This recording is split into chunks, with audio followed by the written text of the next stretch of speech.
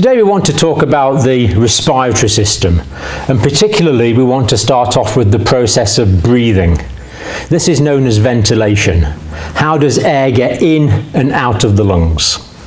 So let's start off with a diagram and we'll have a think about it. So air gets into the lungs via one main airway, the trachea.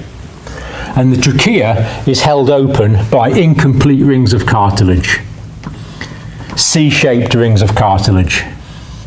And these go round the trachea to keep it patent, because it's absolutely vital that the patency of the trachea is maintained. If this is obstructed in any way, then you're going to asphyxiate. And this ties in very nicely with our clinical priorities, which are going to be airway, breathing, and circulation. This is the A for airway. Now, just above the trachea, there is another couple of interesting structures. Just here, there's an area called the larynx. And the larynx will contain the vocal cords. And the front part of the larynx is made of the thyroid cartilage. So you can feel that. In English we call that the Adam's apple.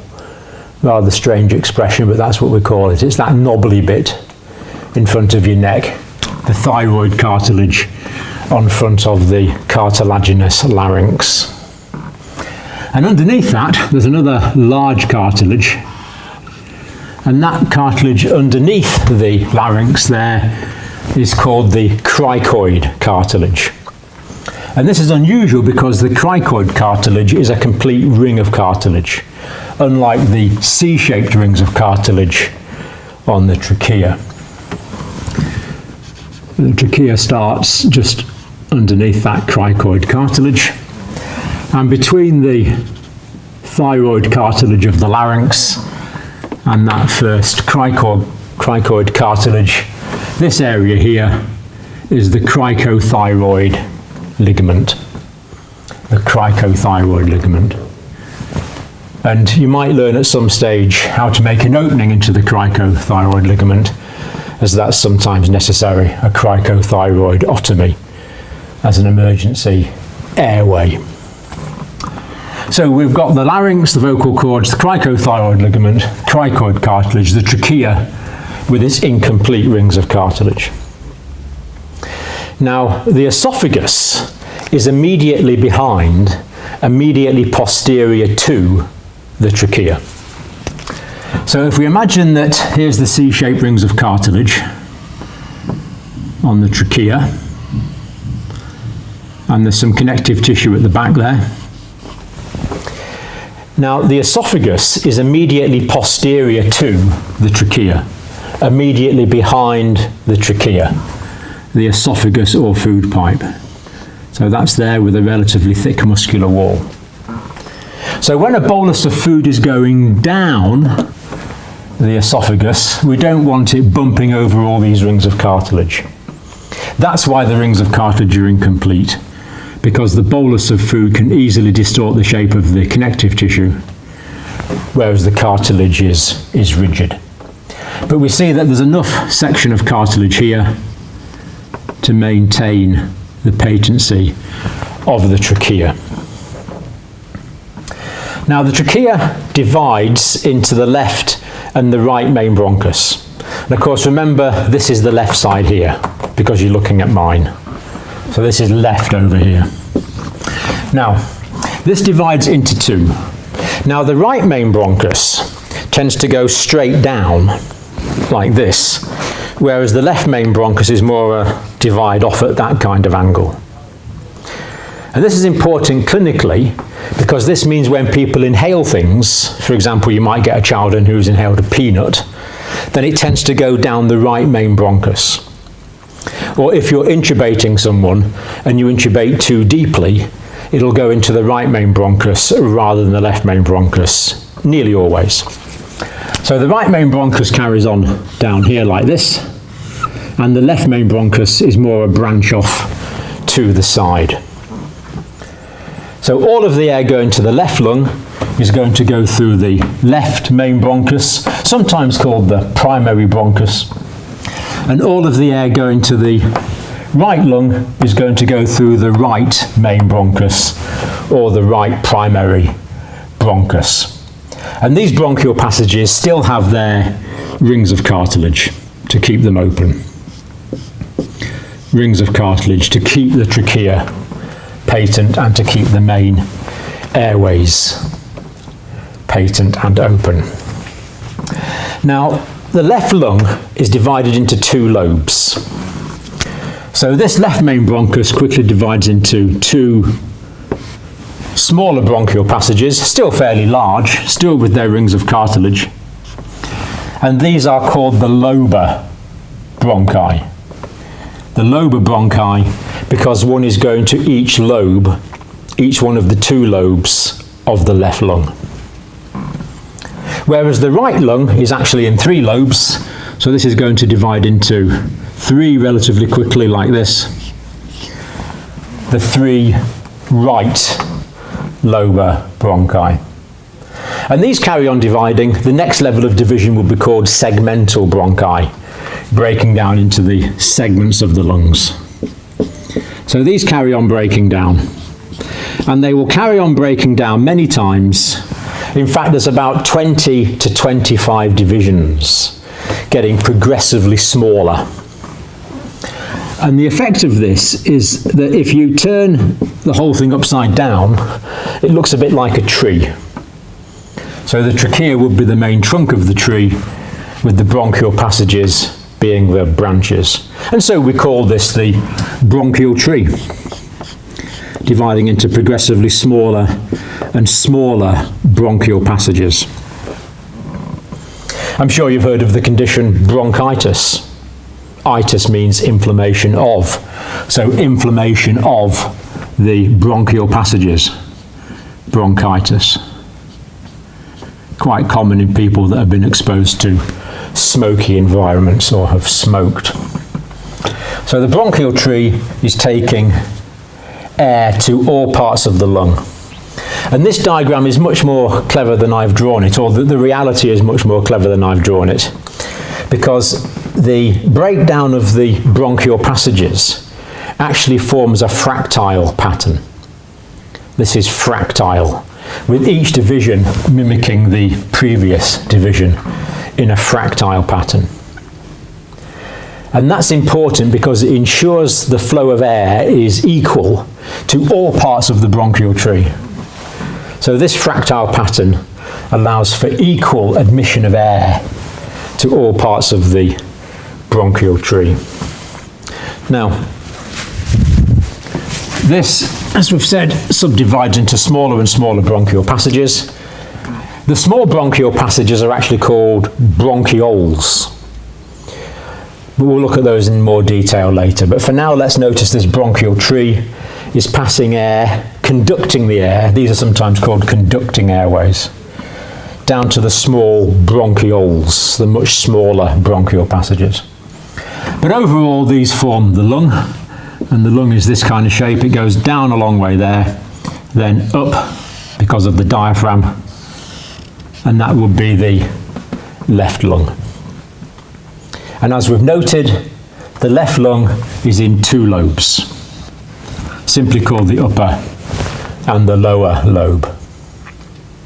Now this is important because if someone gets infection in the lung, ideally we don't want the infection to spread throughout the lung if we can avoid it. And if there is infection in one lobe of the lung, sometimes that can be limited to one lobe of the lung, a condition called lobar pneumonia, particularly common in young adults. They're prone to lobar pneumonia. And the situation's similar in the right lung.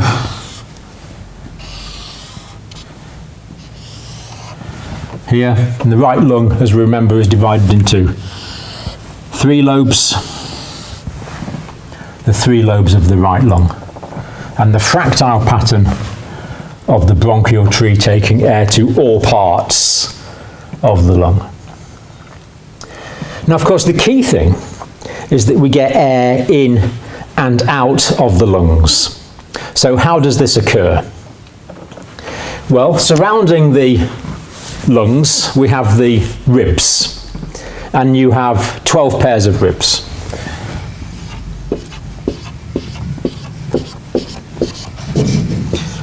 Probably only got 10 there, but never mind. So there we have the ribs surrounding the lungs.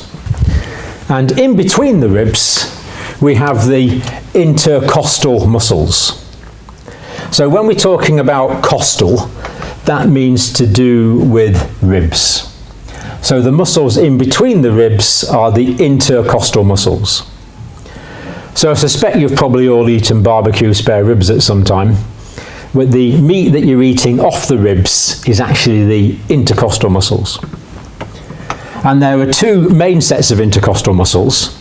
There's one set on the outside, between the ribs on the outside, like this.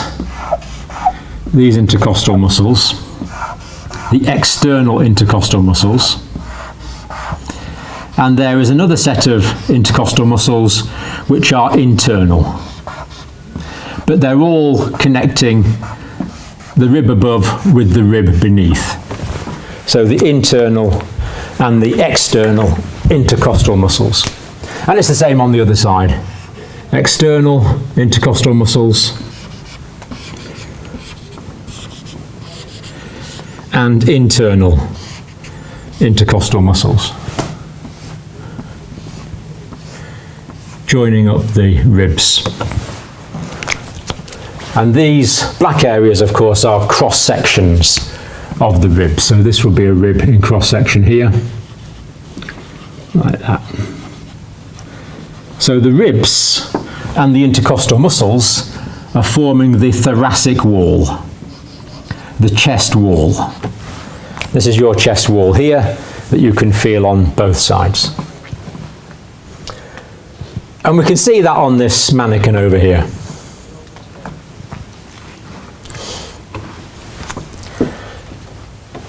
So here we see the thyroid cartilage that we were talking about.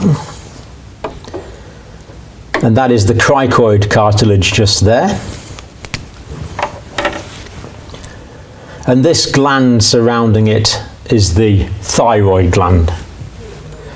And then we notice the clavicles, which are the collarbones. The bone at the front is the sternum. And then we have the ribs. 1, 2, 3, 4, 5, 6, 7, 8, 9, and 10. You actually have 12 pairs of ribs, but the bottom 2 are not connected to the sternum. And we notice this grey material in this model, which is the costal cartilage. So the ribs are connected to the sternum via these costal cartilages. And in this model it doesn't show the intercostal muscles, but we know that the intercostal muscles are between the ribs. This bit below is the liver, just below the right costal margin. And then if we take these front parts off, we can actually expose the cross sections of the lung underneath here. And here we see the position of the lungs on both sides relative to the heart. So the lungs within that thoracic cage.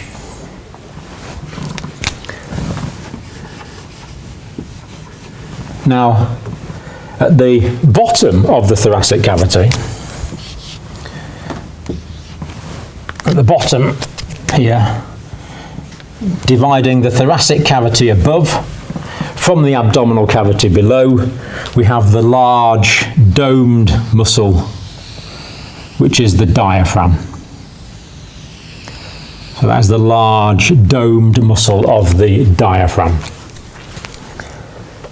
And the diaphragm is muscle which is supplied by 2 nerves called the phrenic nerves, which move the diaphragm. And 75% of respiratory effort in normal resting breathing in your breathing at the moment is supplied by the diaphragm, and about 25% supplied by the ribs and the intercostal muscles. So that's the first section of this video. Next one we're going to look at, the second one in the series, is going to be how these structures move in order to generate inspiration and expiration.